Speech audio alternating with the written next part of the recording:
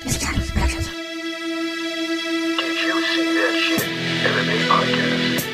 Hosted by mixed martial arts journalist Mike Strauss, aka Strauss21, and Chicago's number one underground comedian, Apollo Taj Mahal. Thank you for listening. My name is Mike Strauss, aka Strauss21. I'm a mixed martial arts journalist. I currently contribute to BJPenn.com, Low Kick MMA, CageSidePress.com. You could find my work there as well as my YouTube channel at aka Strauss21. And of course, the Did You See That Shit Mixed Martial Arts podcast that you are listening to right now. Here is my latest interview. I hope you enjoy it. I want to welcome to the show for the very first time the native Psycho, Mr. Jordan Griffin. What's going on, brother? Not a whole bunch. Just having breakfast. Well, I appreciate you doing this, man. You have a big fight coming up here December 15th, right in your backyard, Milwaukee, Wisconsin. UFC Fight Night 31. It's the last time that they're going to be on Fox, and you're going to be a part of it, man. How does it feel? It feels amazing, and it's unbelievable. You deserve it, man. I mean, you've been grinding away for a very long time. I'm so happy for you. You finally got your chance to shine on the last season of the Contender Series. You earned yourself a contract with an impressive rear naked choke finish of Maurice Mitchell. The Contender Series, man, was there any extra nerves for that? I mean, you've been doing this for a long time, but you finally made it. People keep asking me that, and no, it's not. I mean, it's I do every single fight camp. I do it all the same. So there wasn't any extra nerves. I just kind of stick to the game plan or stick to the program, and it's kind of the same thing for this one too. People are like, you nervous, making a UFC debut, and I'm like, no, like I'm just doing every single thing the same. Make my bed before I leave, and pack my bags and show up, be there on time, make weight, and it's just kind of like checking things off the list, No, I hear you, man. And, like I said, you've been doing this for a long time. You're 28 years old, so it's not like this is brand new to you. The fame might be, the UFC might be new, but, it's another day in the office for you. You won't have to pack your bags. You won't have to pack a lot of bags, I should say, for this time around, right? I mean, it's right there in your backyard. Yeah, and it couldn't have happened at a better time, with them completing the Pfizer Forum and having, obviously the Bucks Arena is like right in my back. I literally used to live right up the block from the Pfizer Forum, so it's kind of cool. That's very cool, man. And you have a lot of teammates going to be on that card too. A lot of local guys. You're going to have Jared Gordon on there. You're going to have Pettis. I mean, what is that going to be like? It's going to be like a Duke Rufus homecoming, right? Yeah, pretty much, right? It's exciting to have all those guys on there, and I think it really pumps me up. I was on the road for a little bit. I'd go out by myself. I never really fought, on a card with any of my other teammates. So I think it's going to be pretty new to me to have other teammates on a card and it's my UFC debut. So I think it's kind of comforting to know that I have my teammates there. For sure. The guy that you're going to be facing, man, Dan Ige, he's never looked better. He looks phenomenal right now, man. Are you a fighter that likes to watch a lot of tape on your opponent, or do you let your coaches handle all that? Yeah, they watch. My coaches watch a lot of the tape on him. I watched a little bit of it, and then I saw his last win, and I saw his fight before that against, I think, Jose something, where he lost that one by decision. So we're coming up with a game plan. He's 1-1 in the UFC, and yeah, I think going out there, he's going to have some problems with me. Yeah, I think it's a good matchup for you, man. I mean, you have won 9 of your last 10 fights, and your only blemish in that run is to a gentleman by the name of Juan Archuleta. And if people aren't familiar with him, he is a world-class fighter. I believe he's going to be a champion in Bellator, probably within the next few fights. But point being, man, you have won 9 of 10 fights, and the only guy that beats you is world-class. I believe that you could be a dark horse in this featherweight division. Do you feel the same way? Yeah, definitely. I've been looking at the top 10 and, the top 15 guys, and I don't know, it's kind of playing out in my head, how, oh man, it'd be great if I got this fight against this dude, and this is what I would do, and some good advice I got early on in the game is, fight everybody differently. So that's what I've been doing, and it's just kind of been adding onto my skill set. So every fight I've really learned a lot. Absolutely, man. It's showing in your performances.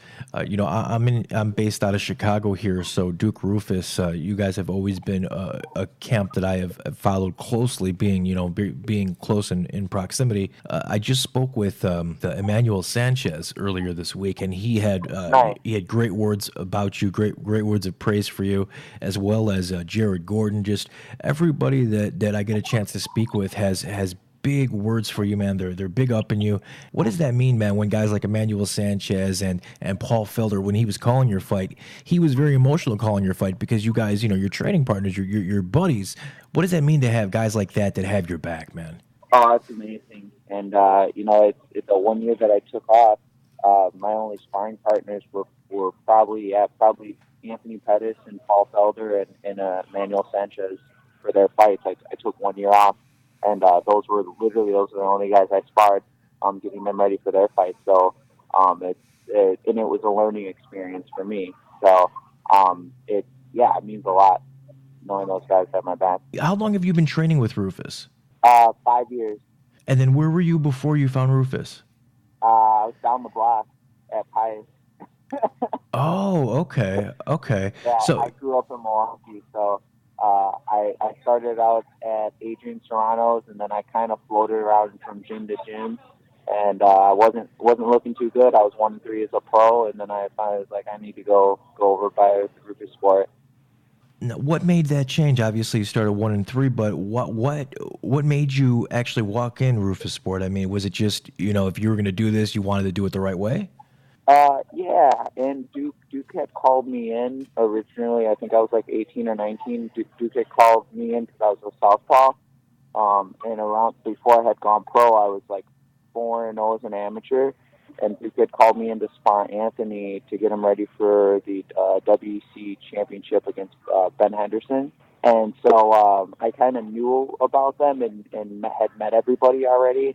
And I was losing. I was 1-3 as a pro, and I was like, man, I was at that point where I was like, man, I'll do anything right now just to win, just to learn and win. And I went over to Roufusport, and that's what happened. I turned everything around. I'd say so. I mean, in that run, in that time, you've gone 16-2. I mean, that's incredible. Yeah. I literally look at my mom sees and my little brother's like, why are you always looking at that website? I look at Tapology almost every single day, and I've done it for years now, and I said I'm just looking at my records, because it is unbelievable, and I can remember every little thing I was going through in my life, and I compare it to my fight. Oh, at that fight we were, I was doing this and that, and I think that's, I don't know, kind of cool. Oh, it's very cool, man. And I too, I use Tapology quite often, so I'm a fan of their website as well. But unfortunately, I don't have a record on there to look at. But man, you are special, brother. The native Psycho, 28 years old. I personally believe you're just touching. You're just entering your prime. I believe, man. I mean, it's scary to think how good you can be.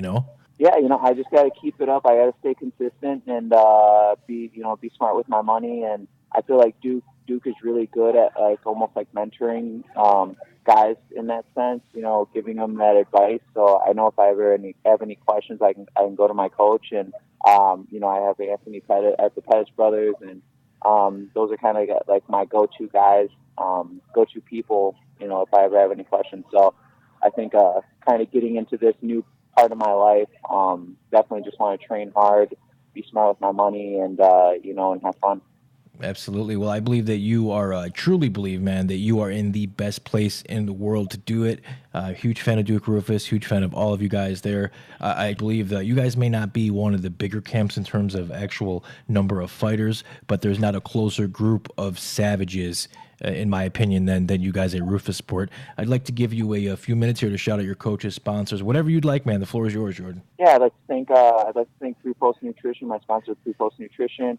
As always, Combat Corner, Roufusport, Race Start Training, Native American Fighter, like Native American Fight Gear.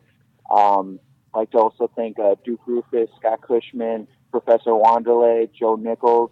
Those are my coaches. And thank my whole team for always being there for me and pushing me, beating me up, So when I get out there, I've always been ready, and I'll be ready on December 13th. And then also, I'd just like to thank Milwaukee. You know, I'm Milwaukee born and raised, Milwaukee made. So I'm happy I'm able to make my UFC debut here in Milwaukee. I know I can't wait, Jordan. I truly believe that you can be a dark horse in this division, brother, and you have all the talent and the work ethic to do it, man. So it starts December 15th, right? Yep. Well, I'll be there, man. I'll be there covering it. I can't wait to meet you in person, and I can't wait to watch your performance against Dan Ige, man. It's been a pleasure, and I'd love to have you back on. Yeah, definitely. You have a good one. Take care, Jordan.